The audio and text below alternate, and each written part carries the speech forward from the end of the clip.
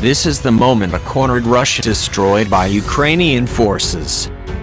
Graphic footage captured the moment Putin's armor is wrecked by the Ukrainian army. The footage, shared by the Azov battalion, is captioned "Burn in Hell, Putin's Killers." It includes a handful of tanks being hit with crew desperately fleeing the scene as Mariupol remains under siege.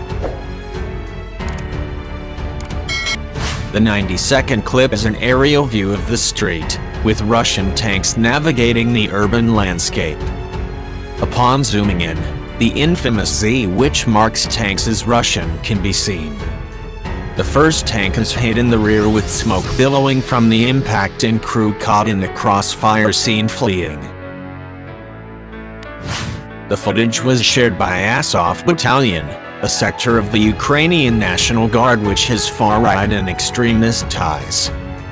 Andrea Summerland, of the Stockholm Center for Eastern European Studies, said the battalion has ties to Nazism and uses its symbolism. The Wolf's Angel has far-right connotations. It is a pagan symbol that the SS also used.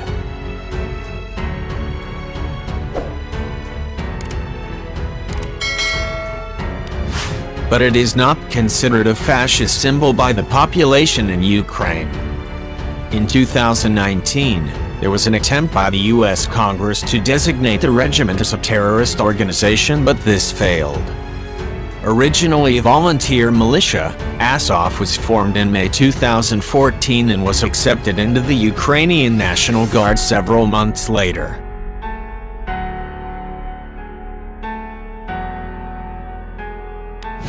Putin has pinpointed the group as being one of the reasons for the Russian special operation.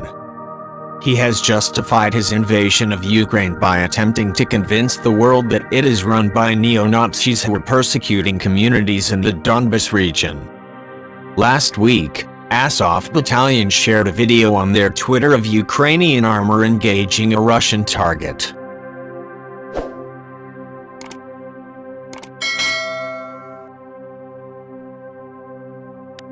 The video captured the moment a Russian BMP was destroyed by prolonged fire.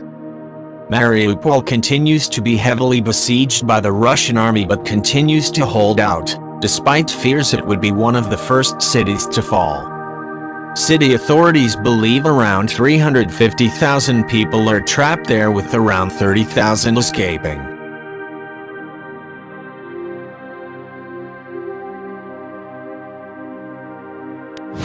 Lisha Vasilenko, a Ukrainian MP, wrote on Twitter the city is being destroyed from the sky. President Zelensky appeared before the United States Congress to plead with them to implement a no-fly zone over Ukraine. He explained the army is coping with fighting Russia on the ground but were severely limited in the air. President Zelensky also directly spoke to Joe Biden in English. He said, "I wish you to be the leader of the world. Being the leader of the world means being the leader of peace." Defense Secretary Ben Wallace said the UK government would consider sending more anti-air weaponry to the region, including the Starstreak anti-war defense system.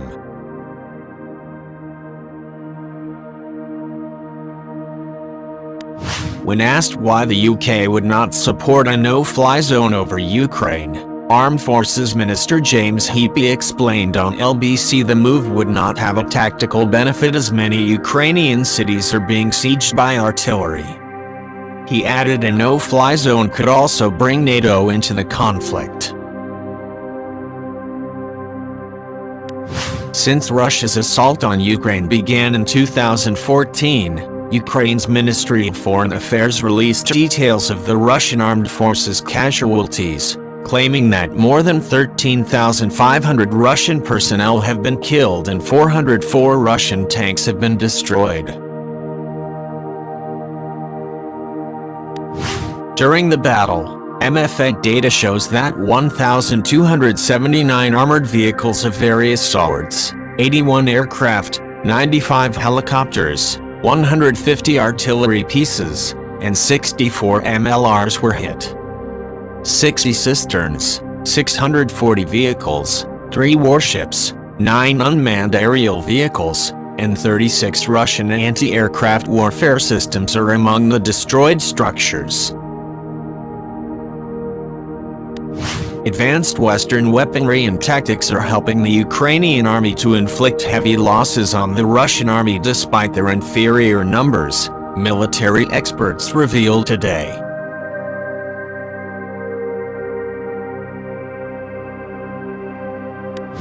Lightly armed infantry have been able to use shoulder-fired missiles to wreak havoc on columns of advancing Russian tanks and armored vehicles. Relatively cheap surface-to-air missiles have helped deny the Russian Air Force control of the skies, and Turkish-made drones have proved devastatingly effective at both airstrikes and reconnaissance.